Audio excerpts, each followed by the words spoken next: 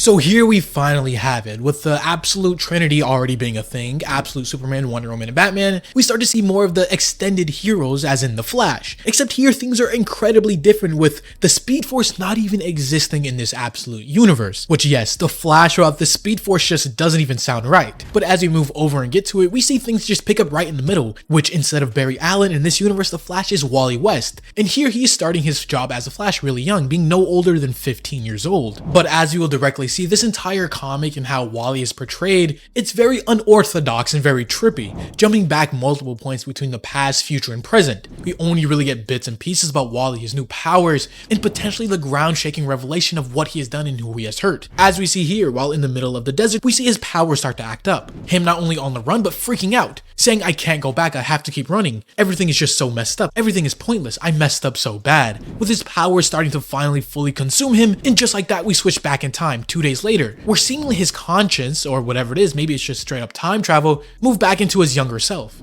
Because yeah, the writer Jeff Lemire confirmed that the Speed Force just doesn't exist here, meaning whatever powers Wally West has now are something completely new and very interesting, and they don't even work in the same way that traditional super speed does. And it's not just his power source that is different, it is Wally himself. Because here, Wally West is very much a loner. Dare I say, he even perceiving himself as some sort of a loser, telling himself that he is completely and totally alone. He knew it was only a matter of time. Things had been okay for a little while, but then all of the things that he is feeling starts happening again. The racing thoughts, obsessive overthinking. His mother, when she was still alive, she used to catch it early. She used to be able to make him relax, help him calm down, but she is gone now and it's just him. Even going on to tell himself that he doesn't need anybody else. In the end, they're all just alone. Other people simply just mess everything up. But when it's just him, he has control. Total control, which in the situation that he finds himself now couldn't be more further from the truth. Because this young Wally West suffers from a lot of things, abandonment issues, anxiety, overall just having a very negative outlook on life, and his circumstances, his inexperience and age doesn't help his current feelings at all. But as he keeps walking, he goes towards his goal, Fort Fox, which as we will see, it's a military base because here his father is a high-ranking military general or researcher, whatever have you. Either way, as he first gets there, he is stopped.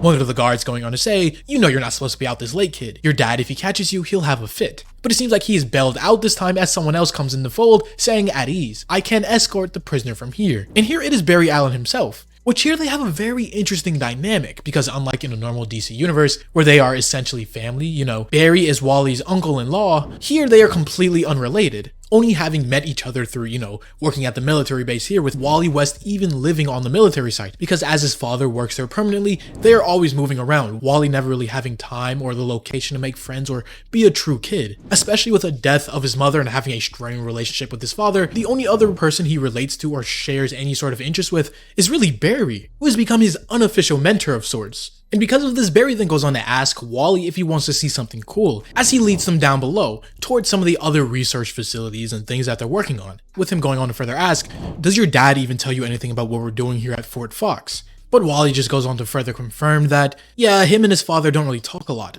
Them even not having much in common, not after the death of his mother and all, which is something that Barry can relate to, of course, his mother dying too, for reasons that of course would be different than in the main continuity. Either way though, Barry introduces Wally to something called Project Olympus, something that we will soon see is very interesting, with Barry even going on to further say and explain, well, that he can't really tell Wally everything that Project Olympus is working on, but they're on the razor's edge of physics and biology. I mean, of course, with them working at a military base here, the immediate mandate is for this research to go into weapons, but that is truly only the beginning. They are breaking new ground every day. Who knows what could be next? Barry even going on to say that he has read Wally's file, that he is very intelligent, offering him maybe a part-time job to come work down here, come almost shadow and study with him. Anything is better than being cooped up, stuck in the barracks, and that embarrassment of a school that he's been going to. But of course, this is something that his father would absolutely deny. Barry optimistically thinking that he can pull some strings and talk to his dad, and that yeah, he'll understand once Barry explains. But as we find out, that very much isn't the case, as his father is here in the flesh.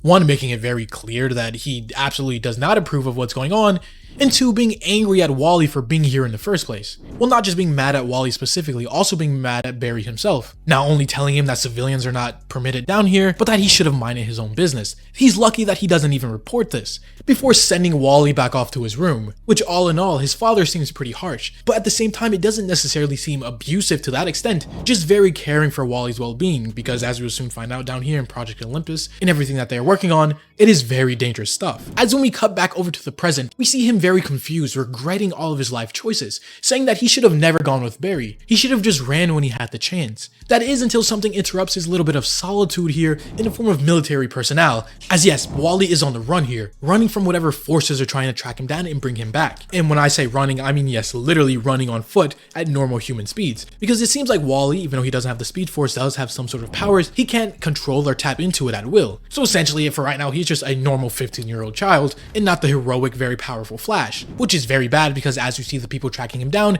it is this version of the Flash's rogues, albeit very different and modernized and updated. Two of them being Captain Cold and this version of Captain Boomerang, and two unknown people that I'm not too sure and may even be new additions to this team. Regardless, as Flash tries his best to get away, running into the nearest cave he can find, suddenly everything starts to shift and change. His powers, in whatever form they are, very uncontrollable, siphoning out very uncontrollably, affecting his mind, until boom, just that he's back in the past. Whether it be his entire body or just his consciousness, it seems like he has gone back in time a full day.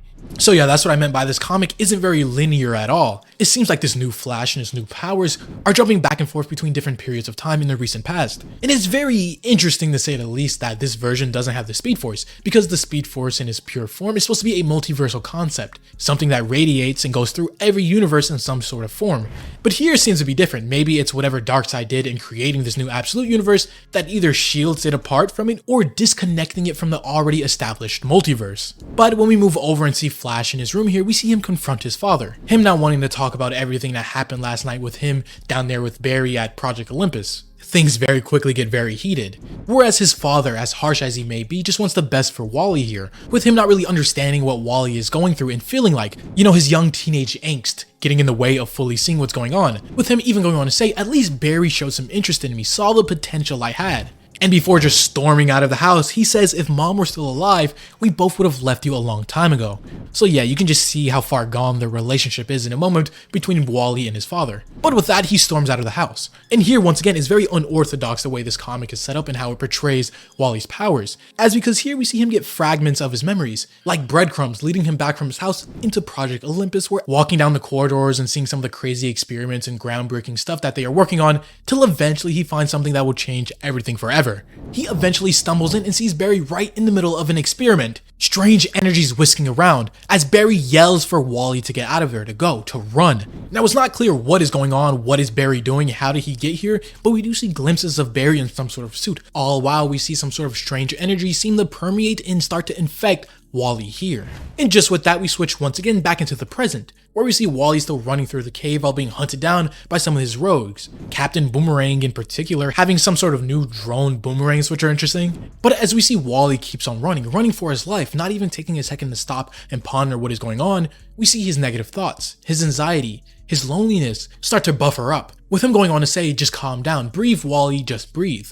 Him slowly getting glimpses of what happened that fateful day, happened with Barry in that energy chamber. Him going on to think to himself, no, you messed everything up, this is all your fault. You can run all you want, Wally, but it will never be far enough. You know what you did. You did this, Wally. You killed him. As we finally see it, the charred remains of Barry Allen, seemingly dead. And for whatever we know now, it was Wally, indirectly or maybe directly due to his actions, that caused the death of Barry Allen in this Absolute universe. And yes, once more, just like that, we flash forward one entire year later. But here, no, we don't follow Wally West anymore. We pick up with an all-new interesting individual. As we see one entire year later in the charred and destroyed remains of Project Olympus, this person here is requesting to get access to some of the archives. And when he does, we see some of the videos and images of the stuff that was going on at this military research facility. Some even featuring Wally himself, meaning whatever that point with him in a cave in this year later, a lot of things either happened or left unexplained, or just left very vague on purpose, with us even seeing a mention or image of some green gorilla people, which could maybe be a nod to Gorilla Grodd and his gorilla city within this Absolute universe. Either way, we see this individual go on to say while watching all this footage, mirror, mirror on the wall, time to make this world fall. And it is none other than this version of Mirror Master. Yes, yet another iconic rogue of the Flash, but we don't know just what he has to do with everything here, or what even Wally did in the first place to seemingly make everything go into ruin. And that's something we won't find out now as this issue and video comes to a close. If you have enjoyed this new first issue of Absolute Flash, leave a like, or subscribe if you're new and want to see more content just like this. As always, this was the Hero Informer, and thank you for watching.